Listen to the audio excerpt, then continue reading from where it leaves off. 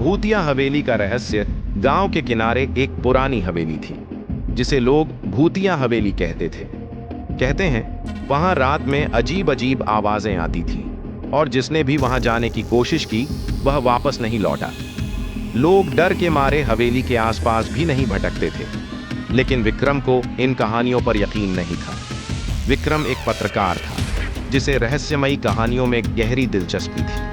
जब उसने इस हवेली के बारे में सुना तो उसने तय कर लिया कि वह इस रहस्य का पर्दाफाश करेगा। गांव वालों ने उसे बहुत समझाया पर वह नहीं माना। एक रात विक्रम अपने कैमरे और टॉर्च के साथ हवेली में दाखिल हुआ। अंदर घुसते ही उसे अजीब सी ठंड महसूस हुई।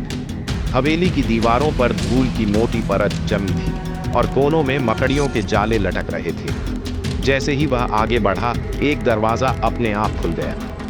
विक्रम ने टॉर्च की रोशनी अंदर डाली तो देखा कि वहां एक पुराना झूला हिल रहा था जबकि हवा का कोई झोंका नहीं था। तभी अचानक एक महिला की धीमी सिसकियों की आवाज आने लगी।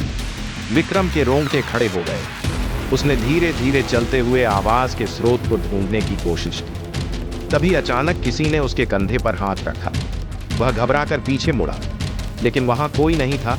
अचानक एक हल्की परछाई दिखाई दी जो धीरे धीरे एक महिला के रूप में बदलने लगी। वह सफेद साड़ी पहने हुए थी।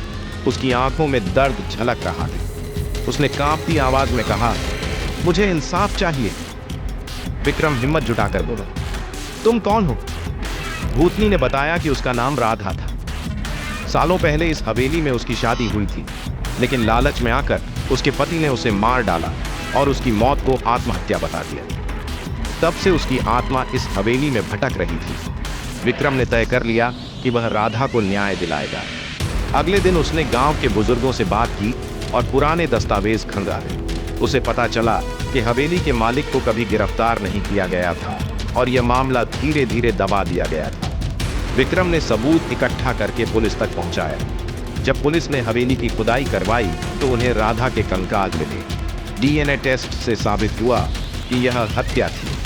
आखिरकार राधा को न्याय मिला और हवेली से उसकी आत्मा मुक्त हो गई। गांव वालों ने पहली बार हवेली में शांति महसूस की। विक्रम की यह रिपोर्ट अखबारों में छपी और वह पूरे देश में मशहूर हो गया। लेकिन जब भी वह हवेली के सामने से गुजरता उसे ऐसा लगता कि कोई उसे धन्यवाद कह रहा है।